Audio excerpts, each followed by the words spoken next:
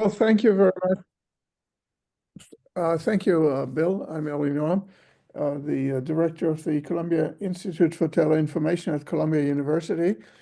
Bill Drake is going to moderate this session. He organized it. He's our director for international policy. And I also want to thank Jason Buckwise for being part of the organizing team and holding it all together. Now, the topic WSIS plus 20, it raises some nostalgia in my mind because I was there in Geneva and I was there in Tunis 22 years ago. It's kind of important because I now read these stories about the time, and they seem to be almost kind of like Soviet-style airbrushed history. It was not exactly the meetings that I attended to. I remember contention. I remember Robert Mugabe of Zimbabwe lecturing the United States about democracy. I remember the Swiss president in Tunis, a guy by the name of Samuel Schmidt, lecturing the world, and in particular his host, President Ali, who was present there on the podium, about democracy and free speech on the internet. In consequence, he was cut out of the television broadcast of Tunisian television that otherwise was kind of live or recorded, but then they kind of janked him out and kind of, in today's terminology, deplatformed him, president of Switzerland, the host nation of the United Nations in Geneva. All these things you don't read very much about anymore. So the question now is, in those 20 years, what else has happened? And going forward, what else would we like to happen? And one of the questions that I hope the speakers will address is, does this make any difference? Does it matter? I'm trying to be provocative here, but we don't want to be in the bubble of people who kind of go from one UN or international event to another, speak to each other in jargons with acronyms that nobody else understands. In what ways has it truly made a difference? I can identify as a difference that the Internet Governance Forum was conceived and created, and that clearly has become a focal point for particularly the NGO type world in their annual meetings, which are kind of, in that sense, a productive way of convening people, sharing ideas. But when it comes to intergovernmental activities beyond the words, what has happened due to WSIS then and the WSIS process subsequently that would not have happened anyway? So we just have to a little bit step out of the bubble, step out of the box, and kind of look at it and kind of address the question, does it make any difference? That's what I would like to take out of that today's session, because that will kind of guide us to what WSIS should be what the WSIS initiated process should be in the future. So with those words, I'd like kind of to give it back to Bill, who will guide us. Okay, great. Thanks, Ellie. I remember also from the Geneva summit, aside from Mugabe, I remember the arrival of Muammar Gaddafi with his entourage of women wearing these silk elaborate outfits who followed him around. It was kind of a fun meeting. Anyway, hello everybody. Thanks for joining. This series has covered a wide range of topics over the past 3 years, and videos and transcripts, or some transcripts anyway, of previous sessions are on the website of the series that was included in the announcement if you're interested to see. We will reconvene again 4 weeks from today on February 26th. The UN's open-ended working group on security and ICTs, the OEWG, another fun acronym in this world, is having a substantive meeting the week prior in New York. So I thought it'd be a good time to have a discussion about the intergovernmental norms on interstate cyber security. So we'll be doing that a month from today. So announcement will be forthcoming for that. By the way, if you got the notice of this event from a mail list and want to be added to our database for direct notifications of future events, you can send us a note to an address I'll put in the chat, and we will add you to the database. Let me just do that right now, so that you get our announcements for future events directly. Okay, so today's topic is the WSIS+20. Let's start with a highly compressed reminder that WSIS was I would argue, a watershed in the evolution of global digital governance. It was the first time the international community came together for a holistic discussion around the information revolution's impact on economies and societies worldwide. The process went on from 2002 to 2005 with preparatory meetings that were very extensive and thousands of people and documents and so on, and 2 summits held in 2003 and 2005 that adopted a series of resolutions, documents, which are normative documents, not treaties, but nevertheless have had, I would argue, a significant impact on the evolution of internet governance and related issues subsequently. So maybe I should say something about that in response to Ellie's point. But the key thing, of course, here was that this was an intergovernmental decision-making with a high level of multi-stakeholder engagement and consequential input, which was unprecedented, really, in global communications and information policy. So what was the impact? Okay, well, so Ellie, the formal impacts included in the documents that were adopted was codified a series of norms that have mattered to the way internet governance has been addressed in a wide variety of bodies since, including the WSIS principles on multilateral and multi-stakeholder engagement in internet governance, the establishment of human rights in relationship to ICTs and clarification of what that means, the encouragement of the notion that states had sovereignty over their CCTLDs and should be able to therefore get control over the CCTLDs. Many of them were not in control previously, and that they should also have control over the internet resources in their countries, the RARs, processes, and established national things, etc. There are a variety of other broad norms that have shaped ongoing work under the action lines that were adopted by the United Nations on digital divide, and a whole host of other issues that have shaped concrete policy processes. There were concrete actions, aside from the action lines, the creation of the Internet Governance Forum, the subsequent creation of the WSIS Forum, which has been a very important platform for governments to interact with stakeholders around the world, the launching of negotiations on enhanced cooperation, which went on for 4 years and crystallized the tensions between different governments geopolitically, between multi-stakeholder and multilateral approaches. But equally importantly, Ellie, I would argue, were the informal outcomes, the worldwide institutionalization of internet governance and other information societies across organizations and governments, the creation of many new organizations and programs around the world, the movement of all these issues up the agendas of national governments, UN agencies, stakeholders, creation of capacity building programs, and many other new kinds of processes that came out of that. Substantial amount of collective learning, I would argue, including the adoption of a shared definition of internet governance, which shaped where internet governance issues were addressed and how. The mobilization of civil society, business, and the internet technical community around these issues and unprecedented coordination between them. Consolidation of multi-stakeholder participation is a norm for ongoing work, which we see in the current UN stuff, and so on. The politicization of internet governance and the battles over ICANN and the IANA function. All this stuff came out of WSIS, and it shaped the environment globally in the years to follow. So in the years to follow. Good summary. Okay, so in the years, thank you. So just to say that for you. So in the years to follow then, turning to the topic, the review process. So in 2015, we had the first big intergovernmental review process that was run. There was stakeholder consultations, including via an ITU facilitated multi-stakeholder preparatory platform. There were intergovernmental consultations led by 2 co-facilitators, the preparation of a zero draft, comment cycles, and then revision of the text.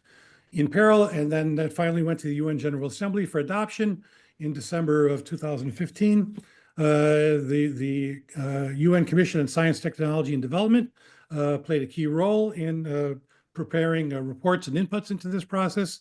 David Souter, who's one of our speakers, wrote the report for the CSTD, as is mandated. The CSTD has overall responsibility for coordinating WSIS follow-up.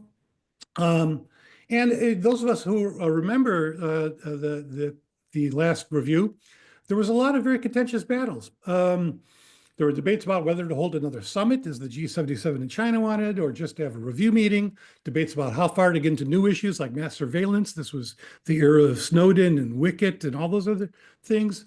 Cybersecurity, emergence of social media, all these things were debated. How the IANA transition was playing out. And we had proposals from G77 in China for the creation of new intergovernmental forum on enhanced cooperation to sort of push aside the IGF.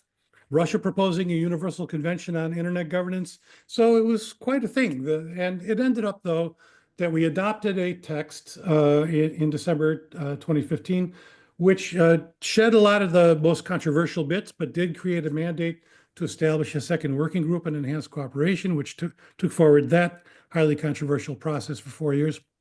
Anyway, but now we have the next review, the WSIS+20. And again, as 10 years ago, relevant intergovernmental organizations all have reviews underway with open consultations running since the fourth quarter of last year. The ITU, International Telecommunication Union's working group on WSIS has a consultation running, and inputs from stakeholders are due. I'm going to put the link for that into the, if you're interested in sending them an input on that, January 31st. There are regional multi-stakeholder consultations going on alongside other international meetings. The CSTD put out a questionnaire concerning WSIS implementation and priorities. They got about 150 responses. And CSTD, David, now are preparing the WSIS+20 report, which will go to the ECOSOC, the Economic and Social Council, and then ultimately to the UN General Assembly as an input. The link they get from the registration is the older one. Okay, sorry, if I gave an old link, you can get put the new one then, please. And the WSIS Forum, of course, and now we're going to have a high-level meeting in Geneva in July, which will be another opportunity for people to provide inputs. And there are preparatory meetings for that going on as well. The next open consultation for the high level is February 11th. Those are going on in Geneva.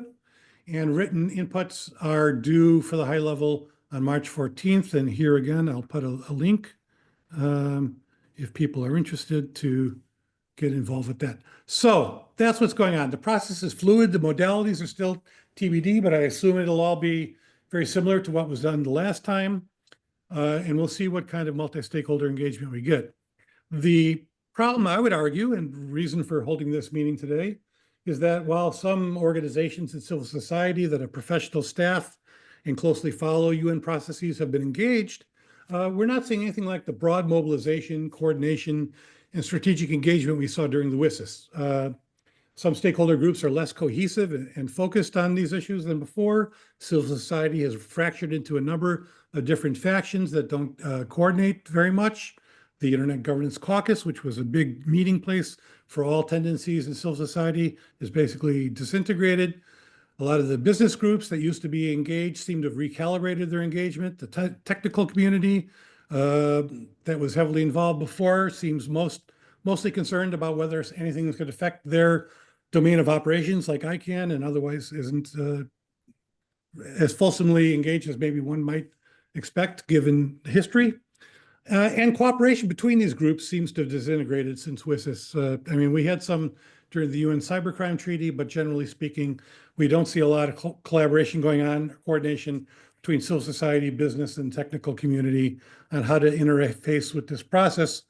And as we saw with the Global Digital Compact, when there's no strategic coordination and so on, you tend to get people providing inputs that just basically say, my organization works on XYZ issue, WSIS should solve my issue. which has very little impact, and then governments go off and do what they want. So we want to try and see if we can help to stimulate dialogue and engagement. And to do that, we have a panel of 3 closely involved WSIS veterans who were very much on the map 20 years ago and are still with us today. Anita Guru Murthy is the founding member and executive director of IT for Change, a digital rights policy group in India. She serves on various bodies, including as co-lead of the T20's Digital Transformation Working Group, and she's been part of various other high-level groups for the Net Mondial Plus 10 and so on. And I should note that her organization, IT for Change, acts as the secretariat of the Global Digital Justice Forum, which is a network of 34 civil society organizations which have expressed views on WSIS+20. So it's great to have you, Anita, joining us from India. David Souter is an independent researcher at Ryder. He's previously been the CEO of the Commonwealth Telecom Organization and worked at LSE and Strathclyde universities in the last 10 years. He's been mostly working as a consultant to UN agencies. He's the lead author of CSTD's WSIS+10 review and is currently writing the WSIS+20 review, about which we'll be hearing more. He's joining us from the United Kingdom. And Paul Wilson has worked in internet services and management and governance for 35 years, including 25 years in Australia as the head of APNIC, the Regional Internet Registry for Asia Pacific.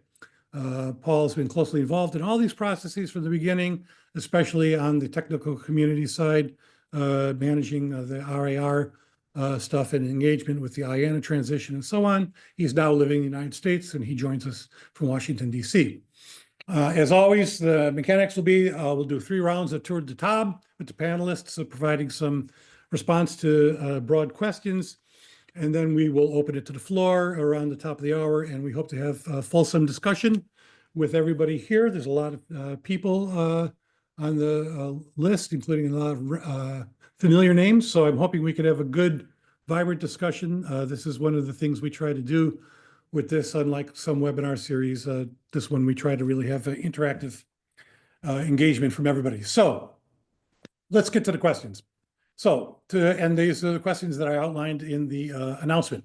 To start with, what would be desirable? What sort of WSIS+20 agreement would be desirable? What would we expect to see and want to see in the UN General Assembly resolution at the end of the year? Given that the world has changed dramatically, do we expect and want a lot of new issues to be brought to the table? Perhaps the amendment of existing action lines or creation of new processes to address things like digital public infrastructure, AI, data governance, digital fragmentation, all those kinds of questions? Or would it be better just to reaffirm the WSIS outcomes as they were previously agreed, and maybe the Global Digital Compact outcome, and try to remove barriers to implementation of the agreed things? Link it more to the Sustainable Development Goals. So what should be done? This is the first question. Let me start with maybe with David, since you've been the furthest inside this process and have been hearing from governments and stakeholders about what they think should be going on. What issues do you expect to be raised? What issues do you think maybe should be raised in this process? David, why don't you lead us off?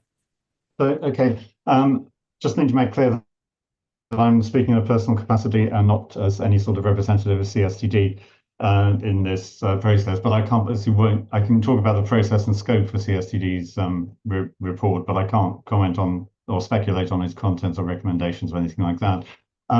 But just firstly, in response to that question about significance, I mean, I think one of the things that comes out very clearly in consultation responses is that WSIS has provided a kind of underlay for discussion about digital development over the past 20 years in international fora, but also within many stakeholders from developing countries emphasized that it provided a framework for the discourse within their own countries.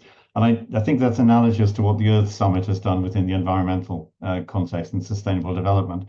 I'm going to start actually by saying something about what the WSIS agreement is, because it's often thought of in the North as being primarily about the internet or primarily about the Tunis agenda. And for most countries represented in the South, what matters is the impact that digitalization had on economies and societies. And that's the subject of the Geneva outcome documents, not the Tunis ones. And also they're concerned about the extent to which they can exert influence over international digital policymaking, which reflects the context that are relevant to them, their economies, their societies, their priorities. So in the course of this, I mean, I think it's just worth emphasizing that the perspective from the South is going to be very important here in the General Assembly process.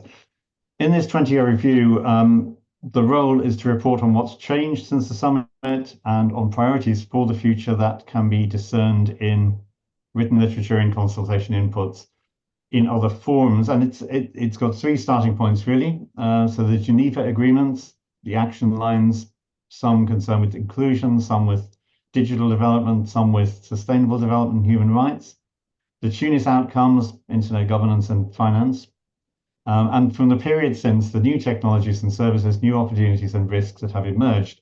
And it needs to cover all of those things. Because it's a UN review, it's also obviously got to reflect UN priorities, so that the mandates for peace and security, for development and rights, the Sustainable Development Goals, and the WSIS+20 review said that this review here would be an input to the SDG review in 2030. The Global Digital Compact, which has just been agreed by the General Assembly, which again invites this review to consider how its goals can be supported by the WSIS framework. So looking back at achievements, failures alike, achievements and failures, and unexpected outcomes, looking forward to opportunities and uncertainties and risks. And I'd probably say here that WSIS itself, it should be remembered, was extremely forward-looking. It was not a summit that looked at the past. It was a summit that looked at the future. So what's desirable? I'd say first an agreement. And I'm glad that you both mentioned at the start that WSIS itself was heavily contentious. Both sessions went to the wire with a real prospect of there being no agreement up to the very end of those sessions. So the documents that are praised today were very contested at the time. So no agreement would be undesirable, and that's a sort of starting point. Second, I'd say an agreement that reaches across the range of issues involved, so and focuses on substance rather than process. So I'd like to see, I think, something that draws on the experience of communities of practice in those areas that are impacted by digitalization.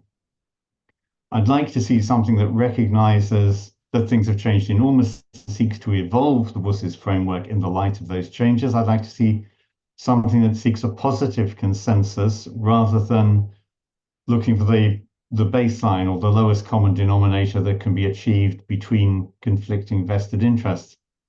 I don't really want to say anything about institutional arrangements. So there are clearly options, for example, regarding the action lines, stay as they are, have more of them, modernize their mandates, which are clearly of their time. But bear in mind that they are just discussion themes. They're not places where decisions are taken or real work gets done. Building more effective institutional frameworks might be one answer to the question, that they need to be funded. My personal emphasis would be on more effective monitoring and measurement, because the data we have and use to measure a datafied society are really not good enough for the kind of policy development we need to see. So summarizing that, I'd say WSIS was an optimistic framework that looked forward, and perhaps a desirable outcome for WSIS+20 is similarly one that looks just admires the status quo. Right. Thank you, David. That's a good start for us. Paul, do you want to jump in? Thoughts about what could be done, should be done? Thanks a lot, Bill. It's great to be here. Thanks for having me. As you mentioned, I'm ex of AP-NIC for 25 years or so in the technical community, but I also have a background in the ISP industry and civil society with the APC actually in the early days. But these days I'm between jobs, and I might express some views that aren't shared with others in the technical community. But I think what's desirable from +20, and I really am speaking here from an internet-centric point of view, I guess, having been in that space. I think what we want, obviously, is not to step backwards, of course, but we actually do have to I believe we have to encompass the new issues that have come along in the digital space, wherever they intersect with the problems that already are recognised and the solutions that are possibly under development or could be developed. I think the intersection is pretty obvious in the problem space, because we're talking about the same issues of access and usage and capacity building and content and privacy across the entire digital realm. It's not just in internet and internet issues these days. So that's the problem space. And in the solution space, I think maybe it's not so obvious, but what's needed there is a big well, there's an intersection in stakeholder groups, in regulatory aspects, in the need for, and I think by seeing the intersection, I think we can see more systemic and not just kind of specific or episodic temporary solutions to the issues that actually cut across the whole digital realm. So while I've been a bit of an internet purist in the past, I can see that practically speaking, things have changed so much in terms of just muddying the waters and the boundaries between different parts of the digital space that we kind of can't subdivide. So I think what we really have to see in WSIS +20 is to recognise the evolution of the ecosystem and who's involved. I mean, we've always claimed in the internet that that evolution is a natural state and that things can and maybe they should change. But I think that means we have to be really careful in rejecting things that changes to things that have been stable for decades, when maybe it actually is time or past time for a change. So we don't want to go back and lose any gains. But I think there are some sideways steps that that are a bit difficult to make, but could make it easier to move forward from a sideways position rather than just continuing to chip away in the same direction. So, just for example, there was a question about 4 stakeholder groups in the new framework, and whether they should be reduced to 3, and it was proposed that they are reduced to 3, omitting the technical community, and that was opposed quite vehemently as a step backwards and a loss of standing. And I agreed at the time, but I think that was with some reluctance, to be honest, because I think that moment could have been an opportunity for negotiation and for evolution, to possibly to recast the role of the technical community, particularly in a much broader technical space, making it something that could possibly be actually more effective and more practically influential than before, rather than digging in and insisting on the status quo. And the status quo is a bit odd, I think, because the technical community doesn't represent stakeholder interests in the same way as perhaps the other 3 do. The technical community really represents expertise in the sort of running of certain operational and standards development processes. And I think that's quite different from what the other more representative sectors are doing. And I don't think competing for space with other groups actually is sort of really appropriate for the technical community. I mean, that community, individuals in the community actually, and this may not be well known, but individuals generally don't have a representative role. They don't speak for the community, and that creates one of the tensions that has existed within the technical community. For instance, even when the Montevideo statement was agreed, in that the members of the IETF and the IAB who were there they actually felt strongly compromised and sort of pressured in being asked to sign on behalf of others, and they received criticism when they actually did that. So again, these people are not there to represent others collectively or other interests. They're there to support this highly technical, specialized internet. In the case of internet, but this can be broadened. They're there to represent highly the expertise in these elements of infrastructure and operations. And so the interests are in the stability and the security, the openness, etc., of the technology, and those interests aren't in competition with anyone else. They're they need to be balanced with the they don't need to be balanced with the interests of others in the same way. They actually should all be actually aligned as being in the interests of the wise and appropriate use of that of the technologies based in the technical expertise and the contributions from that community. So I think that sort of change would be a big pivot to envision a technical community differently. And I think, unfortunately, though, that to carry out such pivot is going to rely on organisation on the part of the technical community, which we really haven't achieved for a long time. As you said yourself, Bill, things have become very fragmented, and I think the technical community is no different. A couple of other things I'll finish up shortly, but a couple of other things are I think I really have had problems for a long time with the term governance. It's unfortunate language in minds of many people. Governance is something that is done by governments. That's how it's translated in many, many cases. And I've seen so much sort of misleading and misled discussion about internet governance because of that misapprehension. And I think cooperation is a much better term. I think what we're doing is cooperating together, and governance is something that we were almost arm twisted into accepting, even though, I mean, it was said at the time that the IGF was proposed that actually the internet is not governed, and to keep sort of saying that it's governed, particularly with the confusion about what governments do, and this applies to other technologies than the internet, but to say that these things are governed really is again misleading, and cooperation is what's needed. It's what's happened from the beginning. I think finally, something that I'd really like to see is in the whole technology space is the recognition of the importance of standards and the potential for open standards on which the sort of the success of the internet was based, and that can apply to other technologies as well. So, the emergence of the internet happened at a particular time with a lot of special sort of factors, but there was a lot of common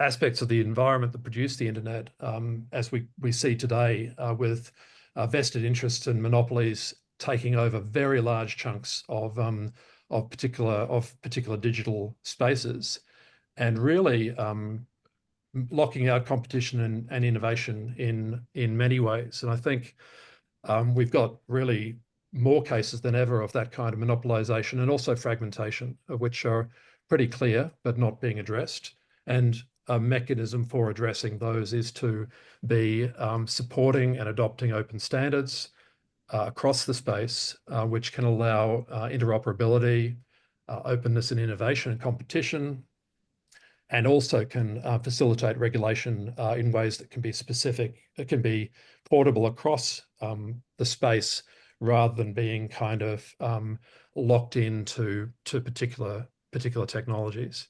I think standards are very hard to mandate, to design, from the ground up, and everyone would be afraid of a prospect of standards development happening in this kind of space. OSI being one counterexample, and the sort of efforts to regulate or to mandate IPv6 also not being very successful. But I think there's the opportunity and there's a requirement for cooperation among players, particularly big companies, to reach agreements on standards, and there could be a lot more pressure of that kind. Because the alternatives is, I think, to break up those larger companies into smaller parts as a way to open up diversity and competition. So I think that is something that I'd like to see much more recognised across the digital space. And I'll finish there. Thanks. Great, Paul. Thanks. That's very helpful. And the question of breaking up is definitely one that a lot of people think should be on the global agenda. Speaking of which, Anita, your organization and also the network that you're part of have made a number of statements about the WSIS+20 and what you think ought to be going on in terms of priorities. Could you share that with us? Thanks very much. Yes, your rapid fire summary was quite inspiring and left me quite breathless. So I was gathering my wits, and I agree that the WSIS was a watershed. But I guess in those years, we took big tech's promise of freedom and do no evil far too seriously. I guess 20 years later, we're all wiser. And of course, the contentions around digitalization, the digital condition, all of this, may not be owing to the WSIS. Of course, we can debate ad nauseum whether that's causality or just a correlation. But the ubiquity, Snowden before and after, of digital issues has been a kind of a natural societal progression. After all, it's a world beholden to the digital, and there are empires that have been built like never before, and the intoxication of startups and startup culture. Mark of Zuckerberg fame recently called for more masculine energy. I don't know what that means. So the discourse has obviously been picked up by everybody.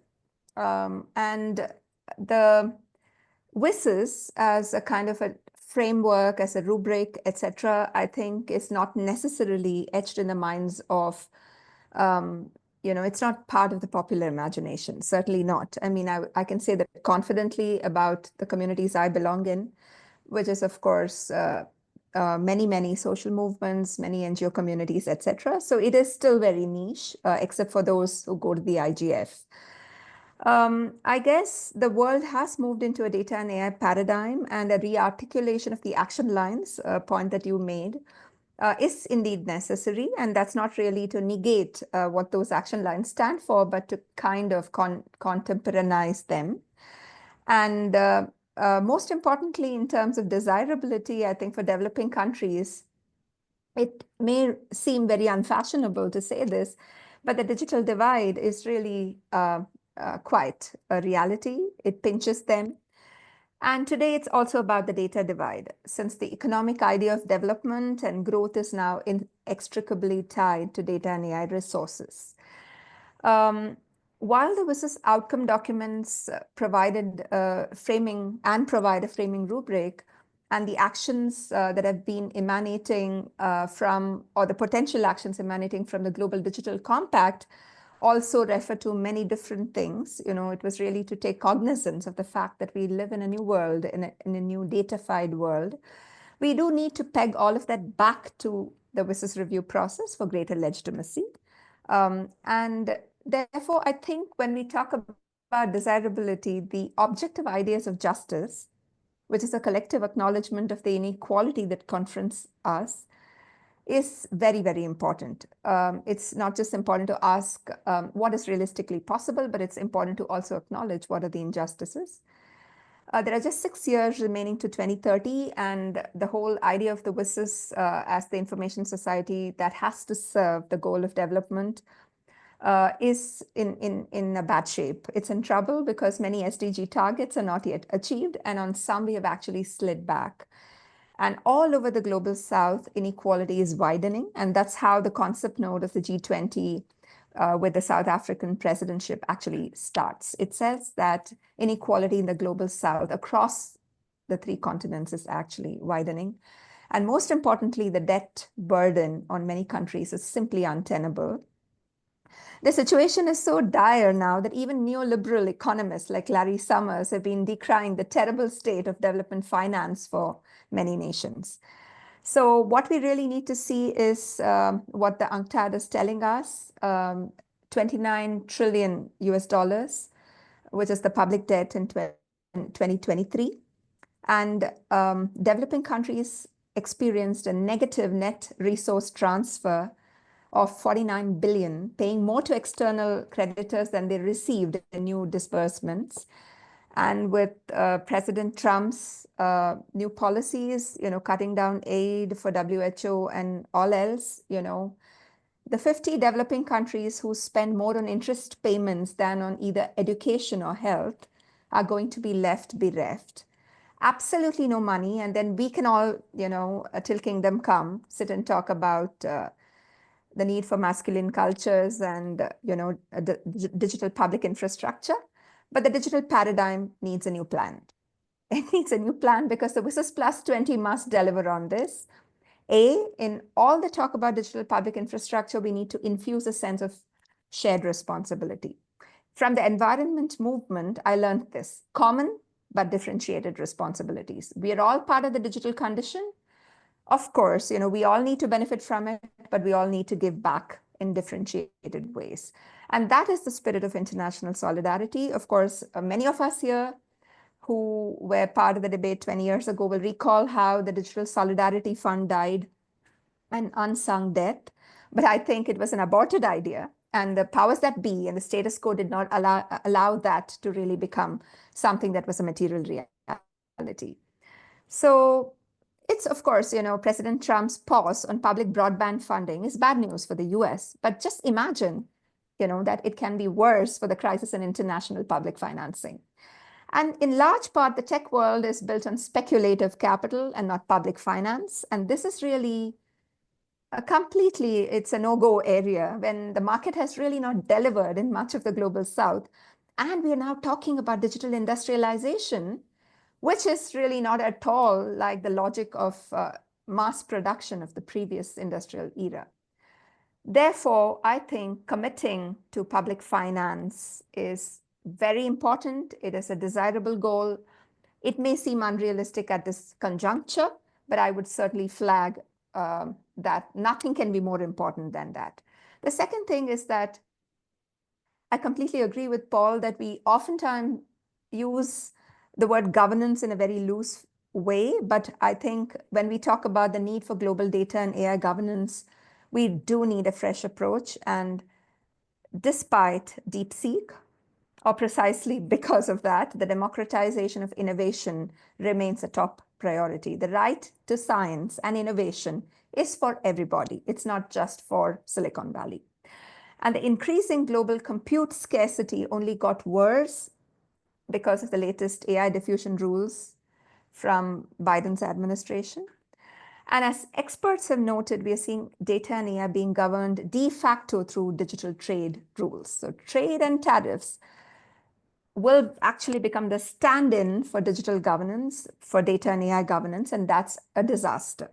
For all economically dominant countries, including the EU, the ideas of sovereignty are tied to trade relations. So there's no good guy here. I think everybody is looking at their own self-interest. What I want to say next is, I think, really the clincher. We had internet, and we thought about network governance, internet governance. Well, there was this aborted attempt at the working group on enhanced cooperation. The idea came, the idea died, the idea has been buried. But network governance today needs AI and data governance because the value of the network is tied to the value of network flows. What flows in the network is as important as the network, and it's actually the same beast. It's one of a piece. You cannot dismantle the network and the data flowing on the network, right?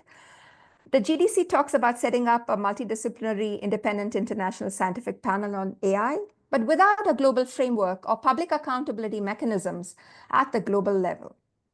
So it's really not easy for political forces that are looking for progressive change. It really doesn't matter whether your group is a techie group or your group is an NGO or it's a social movement.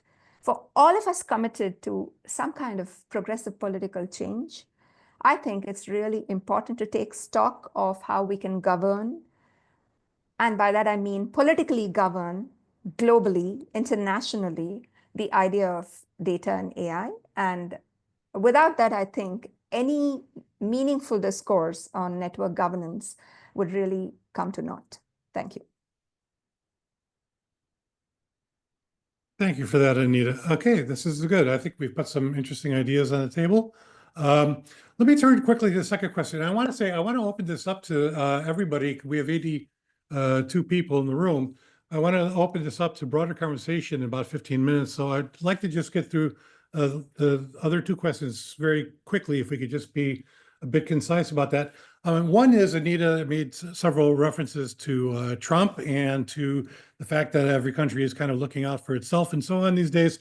And so this is, I think, why it's important to ask not just what's desirable, but what's realistically feasible given the nature of this process, the kind of time that'll be available, the way the consultation and decision-making process will work, and the interests of the players. We're in an era now of kind of rampant techno-nationalism, where a lot of political change at the national level across countries, especially very important countries in terms of global policy. And so there's a real question then about, how much can actually be agreed here? I mean, what are states going to possibly be able to sign on to in terms of trying to meet some of the aspirations on some of the topics that Anita and Paul and David have all outlined? So I just wanted to get to that.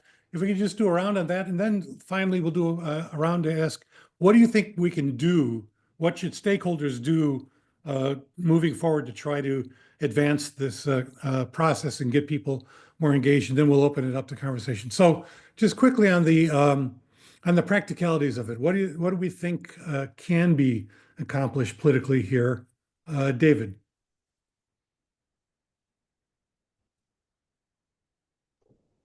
So you've got the right starting point, I think, which is what is actually realistic in the particular context that you have. So this is a General Assembly process at this particular moment in time. What is feasible in that? Because there's not a lot of point in trying to focus on things that are not realistically achievable in that. If you look back at WSIS, it was a time there was lots of conflict within WSIS, but it was a time when international agreements were a lot easier to reach than they are today, and not easy, but easier. And the whole scope of the Secretary General's Common Agenda, the Pact for the Future, is about revitalizing the scope for international agreements to something more like what it used to be. So all of those points that have been made by Anita in particular there about how people go into this kind of conversation is it's going to be very difficult to reach a substantively forward-looking agreement. It's also affected by what frankly, one of the prime ministers of my country referred to as events, dear boy, events. The geopolitical context is very uncertain at the moment. It's very hard to predict. We don't know what that's going to be like at the end of the year. I wanted to suggest three things that we should aim for in a process way. So I can very quickly do that. The first, fuller engagement of developing countries in a way which enables the broad range of decision-making processes into the future to take much more account than they have done of the context of different countries, different economies, different social structures, different environments, because that's part of leaving no one behind in the SDG terms. The second is recognizing that multi-stakeholder environment is not a simplistic division into 3 or 4 categories. The composition of those stakeholder groups is immensely diverse, and we need much more involvement from government departments that use the internet, as not just those that oversee it. We need from the demand side of business, not just the supply side, from experts in what's affected by digitalization, not just digital insiders. And the third would be recognizing the need for institutional evolution. So one of the striking things about WSIS, which seems to be forgotten sometimes, is that it proposed major institutional changes in response to technological change. So it was basically declaring that technological innovation required institutional innovation, which is where multi-stakeholderism and the IGF could be said to come from here. So it seems to me that the changes that are what is possible to achieve may be more substantial in terms of how we go about the process in ways that then influence the future by bringing those 3 points to bear, rather than what is actually achievable in the text on the final day of the summit, on the final day of the assembly. Thanks, David. Paul.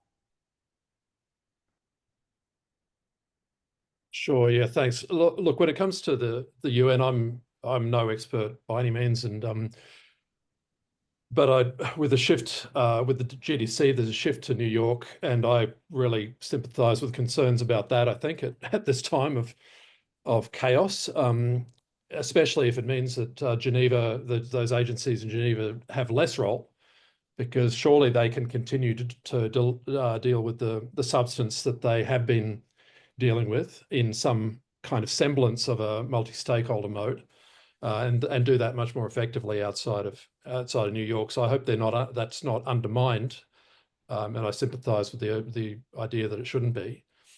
But I think what's possible that I think I can more readily comment on is the need for cooperation amongst stakeholders, and I do think that no matter how the stakeholder groups are organised or subdivided, maybe the subdivision is less and less relevant. But in any case, that cooperation amongst the stakeholders outside of the governmental space has just got to improve, or else it's just simply unrealistic to talk about a multi-stakeholder process if we can't get our respective acts together. That's all. Thanks.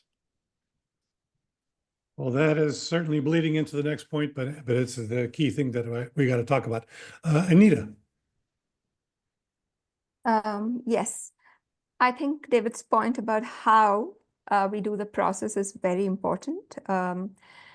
And I would like to add one more thing, which is that when we think realistically, we think about the official process and what may or may not be achieved. And I think that everybody, including those who are pedestrian in respect of their knowledge of international politics at this point, geopolitics, would still agree that these are not times when you can actually dream about the pie in the sky. So we simply have to be realistic. But I think counterintuitively speaking, I think this also means that things are at such a rock bottom status quo that it is important to open up the agenda. So you might really not have any victories, but I think part of the effort, especially coming from civil society, has to be to open up the agenda, to talk about things very bravely, boldly. And I think if we really don't do that, we will never be forgiven, or rather we will be remembered with contempt because we allowed the tech oligarchy to simply be unchallenged. So the dialogue, I think, within clusters, within segments, is very much alive. And this dialogue doesn't take place in the name of internet governance or the WSIS, and it may be very, very invisible to many of us here, usual suspects. But as we speak, the first or the zero draft of the Financing for Development document is out, and a huge bunch of civil society folks who care about digital justice are engaging with the zero draft. They're asking questions about financing and critiquing the idea that fintech is a magic bullet, right? So and who are these people? These are people from the food sovereignty movement, workers' unions, climate justice activists, feminist groups, who've completely rejected the capture of society and nature by the tech elite. And many of us are really appalled that hard-fought gains are going away. Take, for instance, that on social media platforms today, abortion pill providers have been blocked recently. And vital functions like speech governance are mediated by the whims of a few, right? So under the circumstances, I think we really don't have a choice. If we believe in progressive politics, if we believe that there has to be a semblance of equality and well-being in the world, we have to push the bar. And I'm certainly fully in favor of securing the role of the IGF for multi-stakeholder dialogue. I think that may be vital vis-a-vis the multilateral system. But I think we really need to work beyond what may be part of the multilateral arrangement vis-a-vis WSIS, the legitimation of the multi-stakeholder model, etc. And I think discursively, we really have to flag that the WSIS implementation lacks concrete targets. I agree with David that the measurement targets are missing. I'll just wrap up in 30 seconds. But I think it's not just the measurements. I think WSIS is one of those international instruments that actually lacks concrete targets. If you look at the Biodiversity Convention, for instance, you actually have targets, right, about carbon footprints. Now, even the GDC, initial GDC drafts did have commitments, financial commitments.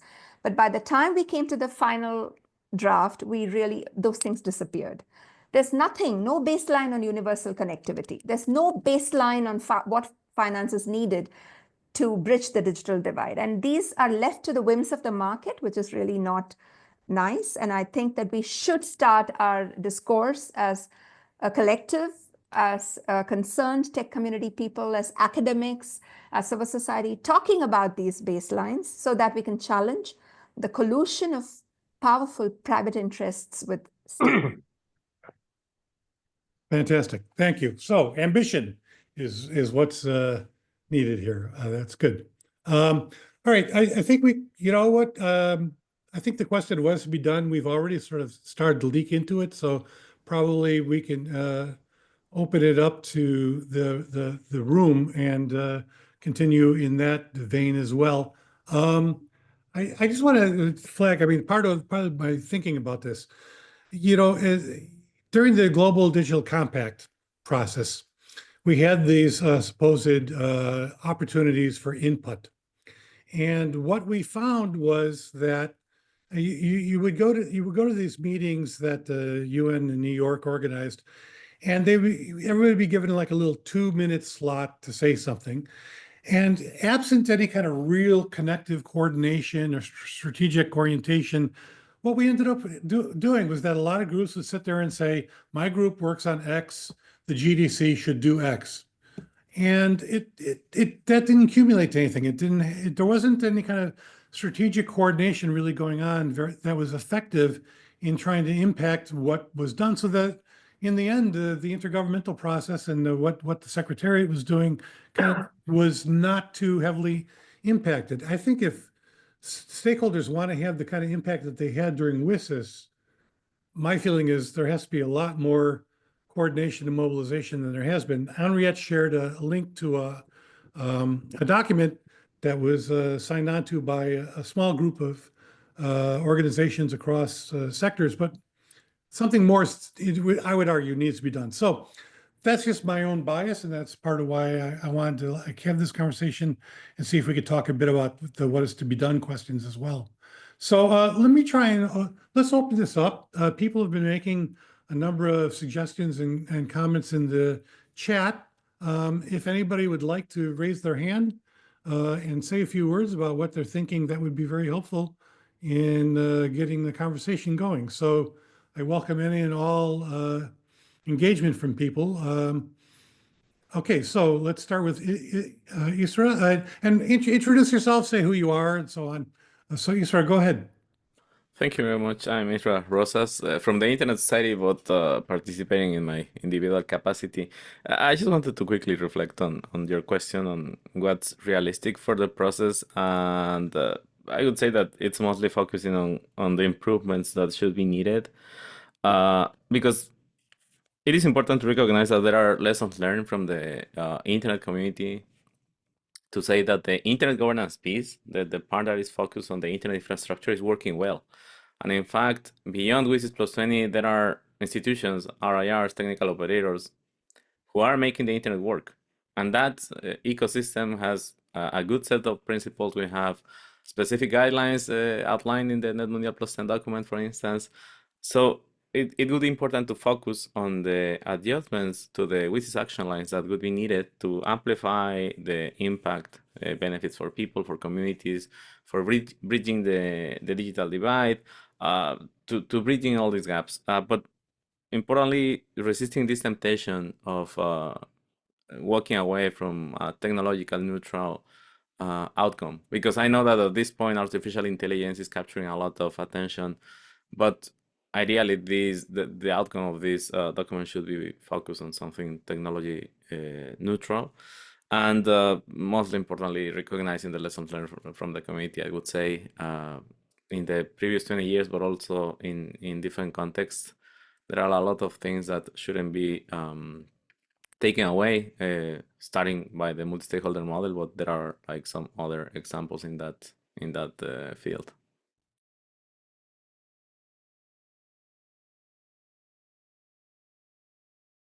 Thank you, Isra. Sorry, I muted myself. That's an important point that you've raised. So, and I think the technical community stuff really needs to be thought through more. This was a problem in the GDC as well. Marcel, go ahead.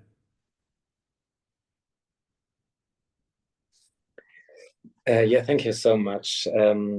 It was nice listening to you. I'm Marcel. I work at the German Environment Agency and was active in the GDC process for the CODES Coalition, the Coalition for Digital Environmental Sustainability, pushing for a better alignment of environmental sustainability goals and the digital agenda in the UN and international system. And I mean, I'm very familiar researcher on sustainability governance, climate governance, Paris Agreement, UN, everything around that. But yeah, working for maybe 2 years now on WSIS, IGF, and all these processes. So I'm still curious to learn more about it and wanted to briefly reflect a little bit on how I perceived the discussions in the last 2 years, also around GDC and skepticism from IGF and internet governance people. I fully understand the underlying difficulty regarding the stakeholder engagement processes and the more progressive or more inclusive governance role WSIS had built and IGF. Nevertheless, my points are, where do we stand now? My perspective would be this community could either embrace or still push back the GDC processes and the outcomes of it. From my perspective, it's at least a window of opportunity to use and to help and support to define how the global dialogue, the scientific panel on AI, the different principles that were discussed in the GDC can be used to strengthen the processes that exist within the IGF and the WSIS. The example is, two minor examples, the stakeholder discussions. I think it was one of the biggest errors of New York and the Tech Envoy office to only name drop the 3 of the stakeholder groups.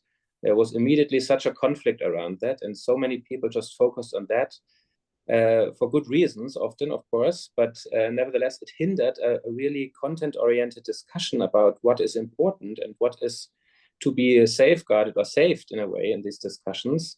The second example is the understandable difficulties around this debate, New York versus Geneva. I'm not naive here, but I think one also has to accept that digital is not a sector, and internet governance alone probably should not or could not be the overarching umbrella for the discussions we need to have in this decade, in this century, if you will. I would love to see an alignment of the WSIS processes and the SDG agenda. The 2030 agenda with its SDGs is the dominant global cooperation paradigm in this decade. And I think one needs an alignment in a way to reflect on that. The whole IGF community also needs to open up a little bit for new groups, new stakeholder groups. Take me as an example. Trying to bring environmental scientists, other perspectives, feminist, environmental justice groups to these debates because they matter so much for them, right? I think it's a different thing than 20 years ago. So my argument would be, what are the ideas, the prospects of using the momentum and to build strong alignment? Because of course, I mean, the GDC is not enough, if you will. It's a small text. And isn't it an opportunity to further build on it and make it more progressive, more inclusive, and more concrete, to also make the whole IGF endeavor more effective in a way in the end? Mm-hmm. Okay, that's great. Thank you, Marcel. Appreciate that. I'll come to you in a second, Mike. Prior to you, though, Heikeker Raman sent me a message saying raising his hand is not working, but he'd like to speak. So, Heikeker, if you're there, could you turn on your camera and say hello? Hi. Hi, Bill. It's a long time. Yes. We have been talking a long time, maybe 20 years go back. Right. I will be precise. I will be very precise. Like say, WSIS +20 review presents a critical opportunity to assess progress, identify challenges, shape the future of the digital landscape, including AI, cybersecurity, etc., etc. What is desirable there? We want more inclusive, secure, and equitable information society. And you were asking about what is to be done. We can implement some actionable strategies bridge the digital divide, though it's a long-term issue, and ensure ethical and responsible technology governance for a better connected world. So these things we can do. And what is possible? Of course, it's possible. We can strengthen the global cooperation, innovative policies, and towards a sustainable digital development based society. Thanks, Bill, for Sure, giving me. absolutely. Mike, before I come to you, let me ask the panel to respond to the first three, and then we'll come do it in chunks. So, okay, folks, we've heard now from three people with suggestions on changes in the kind of, or well, you've heard what they've just said. So I'd like to just ask the three. I don't need to repeat their points. Can I just ask the panelists, please, to spin around and pick up any of those 3 points that you'd like to address briefly? David, you want to start? Okay, so I mean, as you probably recognize from earlier, I'm very strongly in favor of this broadening of the participation within the discussion here to incorporate essentially the internet has gone from being an aspiration 20 years ago at the time of WSIS to being a lived reality today, or the digital environment has gone from the one to the other. And really its impacts that we ought to be talking about primarily here, rather than the kind of framework that there was 20 years ago, seems to me, which was about how things progress within the digital world itself. The actual point I think I'd quite like to make here is a slightly different one, which is about how stakeholders engage and collaborate, because I think the really critical word here is dialogue.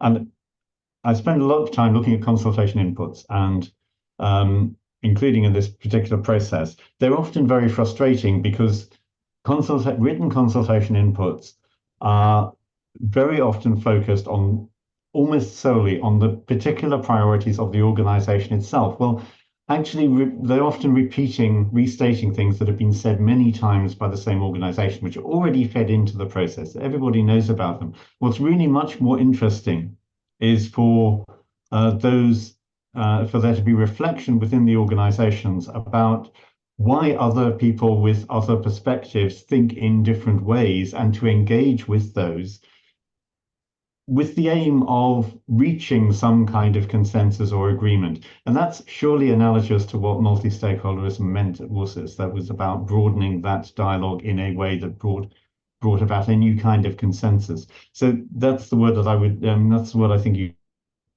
should be emphasizing here. And I think it does require stakeholders to think again about how they try to contribute to processes of this kind.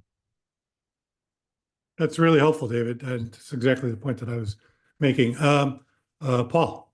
Yeah, just briefly, I think there's a real fatigue with the internet governance space. It's often been asked sort of directly or by implication, isn't this finished yet? Aren't we finished with this?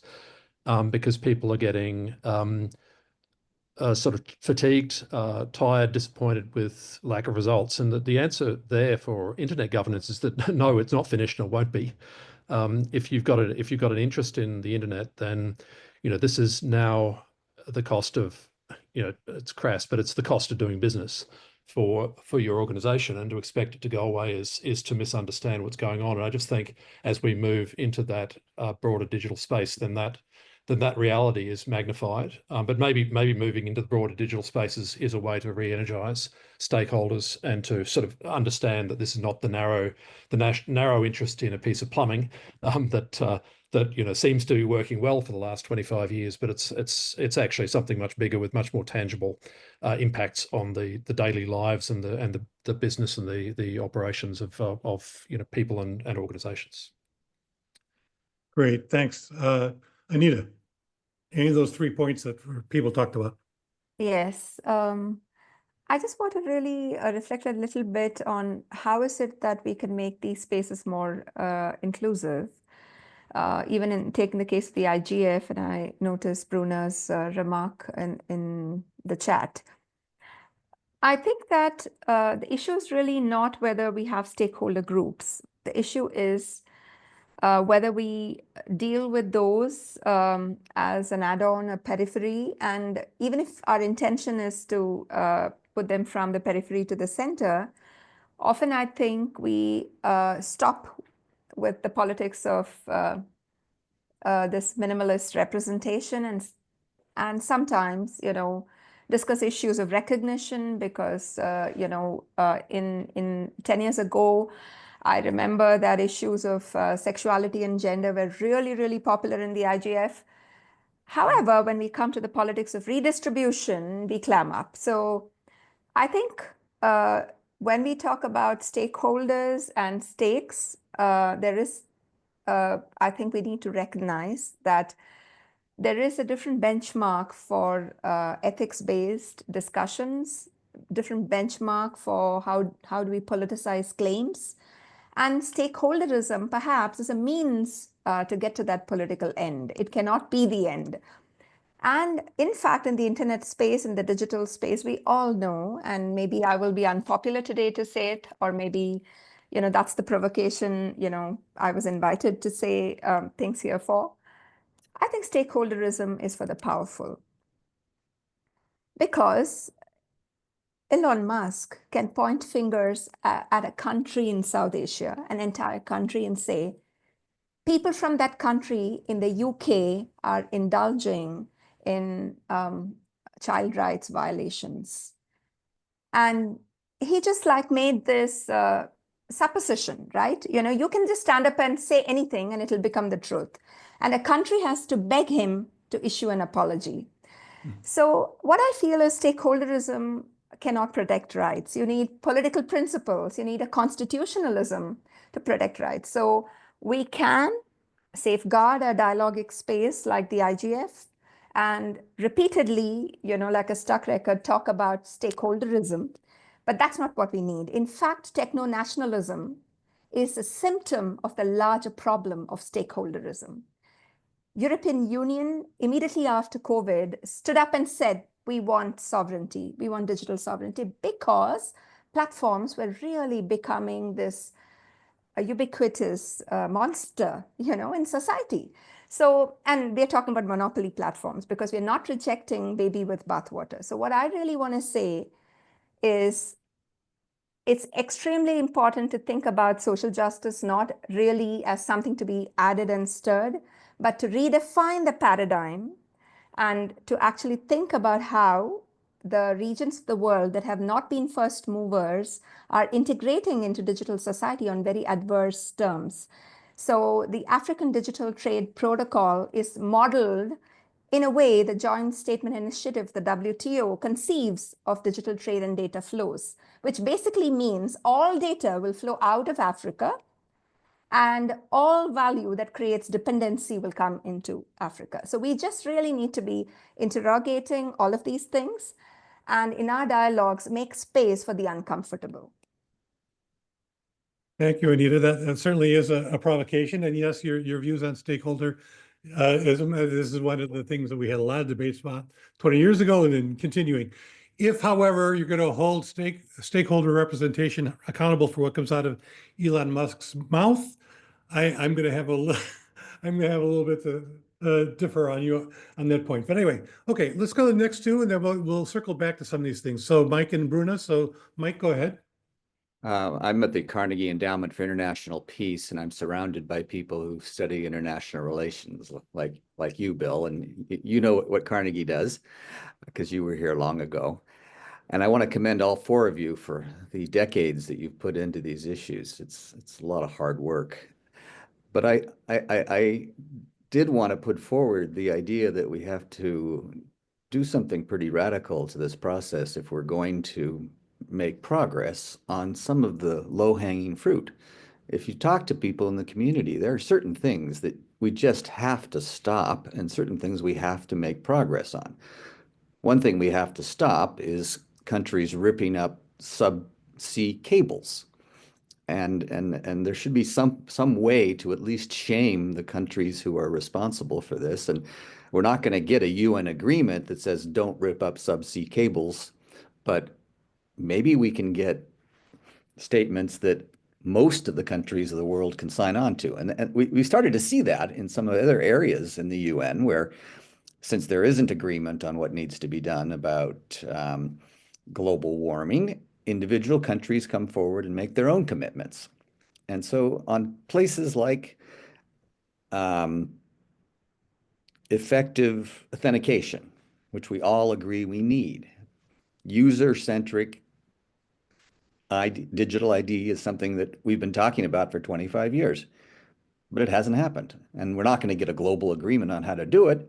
But again, individual countries can say, we're going to do at least as well as Estonia, or we're going to do at least as well as India, and just kind of keep pushing things forward, peer pressure. We did a paper on Korean digital policy and compared it to other countries in 11 key thorny issues of digital policy. Each of these are areas where a little bit of outside pressure could push countries, whether Korea or Japan or Canada, forward.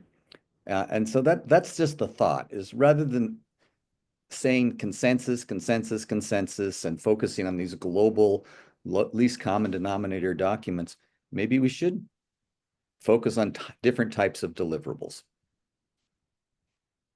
Okay. Thanks, Mike. We'll come back to that suggestion.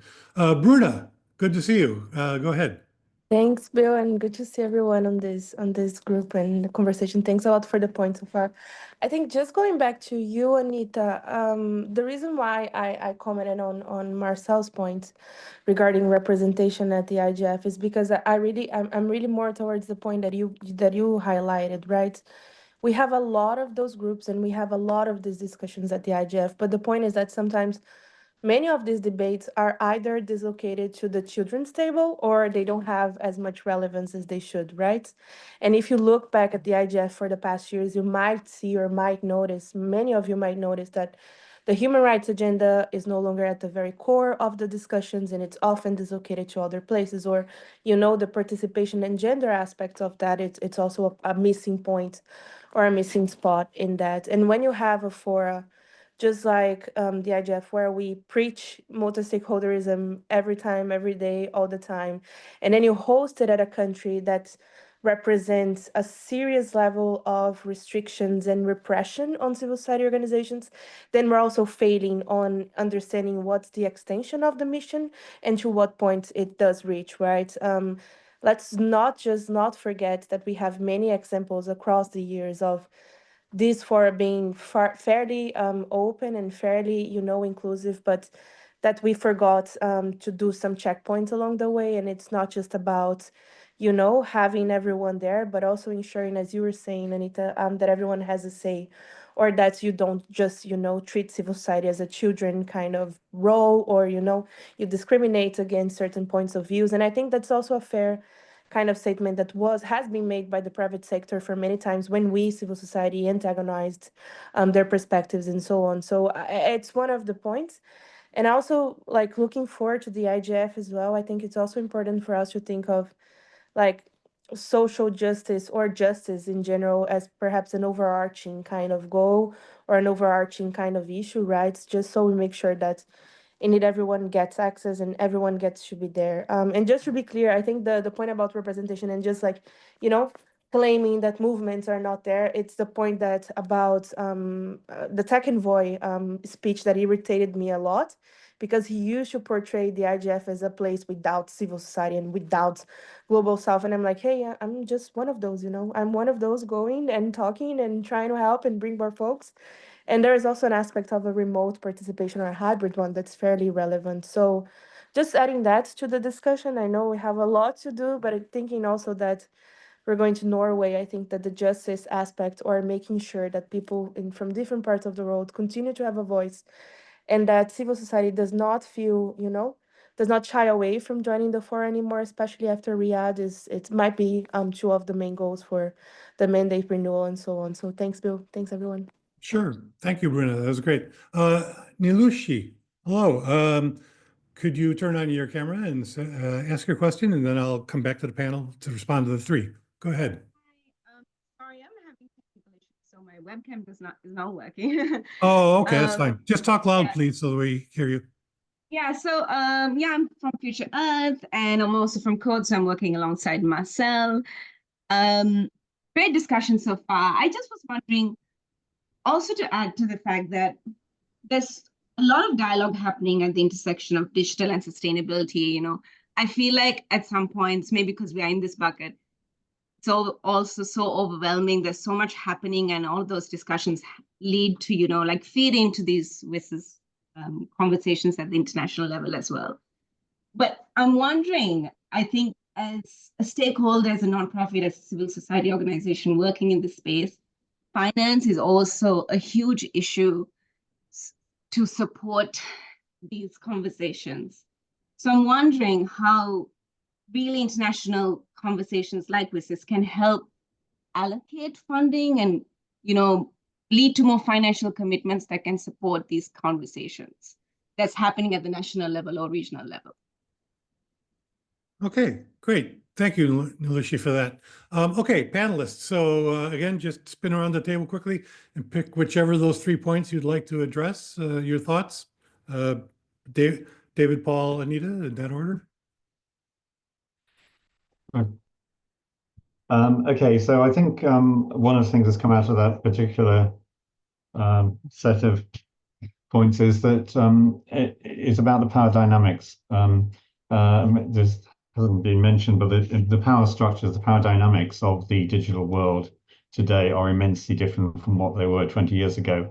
And when discussions are held around, for example, things like a multi-stakeholder process, those changing power dynamics are very rarely central to that discussion. So I think that they need to be, and they do require a kind of rethinking.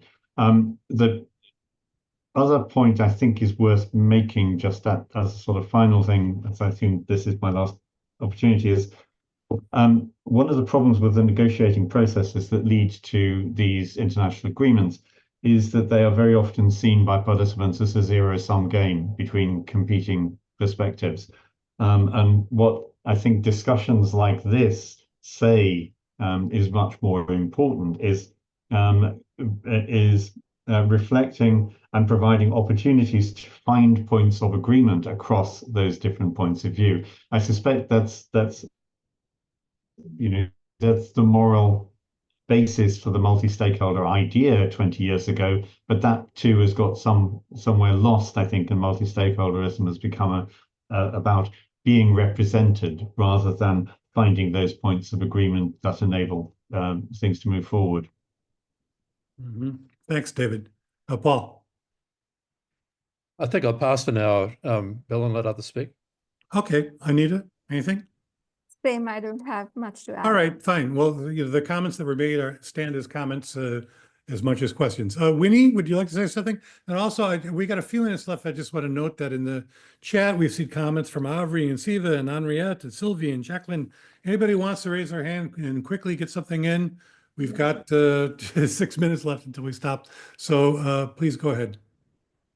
Winnie? Okay, hi, my name is Winnie Kamal and I'm based in Nairobi, Kenya, and part of the Association of Freelance Journalists. I'm a data journalist and also an editor. For me, my concern is about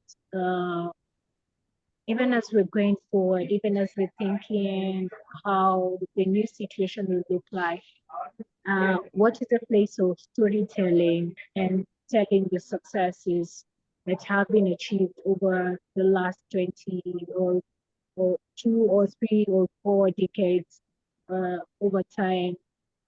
Where does that place the role of journalists or the media, and how does storytelling come feature into the future? So that would be my biggest concern. Thank you. Great. Thank you, Winnie. Anybody want to reply to that point from the panel? No? Okay, then we let that stand as a comment too. Fine. Marcel, you want to have a follow-up real quick? Go ahead. Yeah, very quickly. I mean, my point essentially was to, can we use the momentum and embrace the opportunities? I fully agree with the criticism of stakeholderism. I also worked on very theoretical perspectives on global democracy building and constitutionalism and practicalities within the sustainability bubble. And I just remember so many examples. For example, We had civil society activists and scientists jumping in to form the sheer delegations for climate negotiations a couple of years ago, because many small countries were just not capable as states, right, as member states, to have delegates enough to do all the negotiations and everything else, right? So even there is a lack of capacity to follow up with all the different processes. And I think to be more effective and relevant, it's also mirrored in Germany. Parliamentarians were, I think, until last year, not allowed to get finance for traveling to the IGF, because it was just not seen as relevant enough. It wasn't really on their table, right? Basically, the digital ministries, or those ministries who have something with digital in their names, organize and go to the IGF and of course support it. Also here in Germany, I was there 2019 as well. Nevertheless, I think it needs to be at a point where it's so relevant that heads of states are there, that environmental ministers show up, and the same goes for other stakeholder groups, if you will. I talked about scientists, environmental scientists, others. Of course, there's an action line covering environmental issues, but I'm working in this field and I try to connect the different dots and public spaces and international debates across digital and sustainability. And for most of also the UN institutions involved in these processes, it's just not yet, hopefully, but not yet relevant enough to see it as the forum to discuss these topics, to align environmental issues with digital. And there are so many other activities and entities going into this space. And I think the reform and the update this year should just be used and embraced to allow for this update and to make it stronger. Of course, also to fight and keep up with the strong stakeholder model, but also to update and reform it on its own, right, by itself. Yeah. Okay, great. Thank you, Marcel. That's very helpful. I just, before we drop, I just want to read, there's a question in the chat from Haizin Badra. How do we feel about modifying the WSIS action lines versus keeping them perhaps and adding new ones, such as like on AI? This is one of the questions I was kind of pitching to people about, what future work can be done. I think clearly also that Anita's point about stakeholderism has touched hit a chord, and a number of people are commenting in the chat about that. I'm always reluctant to sort of like revisit the reinvent wheel conversations over and over. But this conversation today has made me think that maybe some of the notions about what is international governance and what is multi-stakeholderism really are not as settled as perhaps some of us might have thought. And so maybe they need to be foci of future conversations in this series as well. So I take that point on board. And I see a lot of Henriette's adding more points on this too. But we've reached 12:29 here on the East Coast, so I think I need to stop. Let me thank everybody for their comments and contributions. Obviously, this is just one step in a much longer process. And again, I would encourage people to look to providing inputs via the platform that the ITU has set up for the high-level event that's coming up in July, and maybe see some of you in Geneva there. So thanks again to everybody. And Ellie, would you like to offer a closing thought?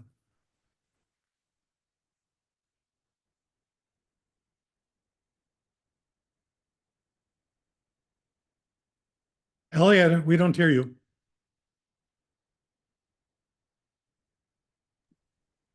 This was a really good session. I learned a lot. I thank everybody, the speakers, the other participants.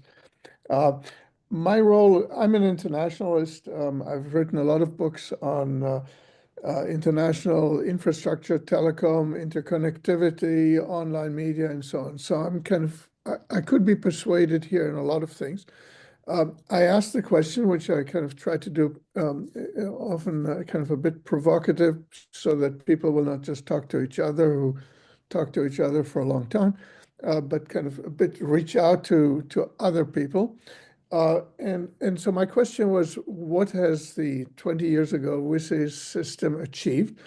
I would kind of, and I heard a lot of good stuff, but I did not hear and things along the lines of sustainability, inclusion, justice, sovereignty, et cetera, process oriented.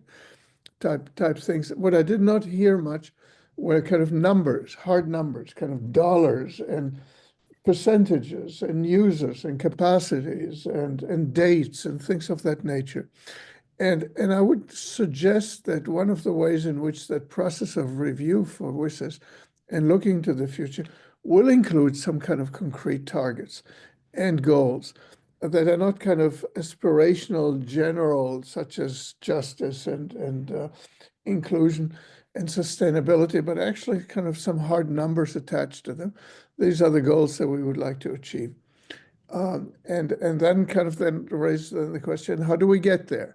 But before you have something concrete start to follow, I think it would become mostly a discussion about the process. And as important as the process is, and it is necessary, that's clear, but it is not a substitute for an actual target and a goal and an achievement. So those are my observations, and I hope that future discussions will actually be more quantifiable when it comes to design of the future. Thank you very much, and I thank in particular Bill Drake for organizing this, and Jason Buckweitz for holding it together organizationally, and for all of you here on this call, and in particular the speakers. Thank you for participating with us, and we'll see you a month from now. Yes.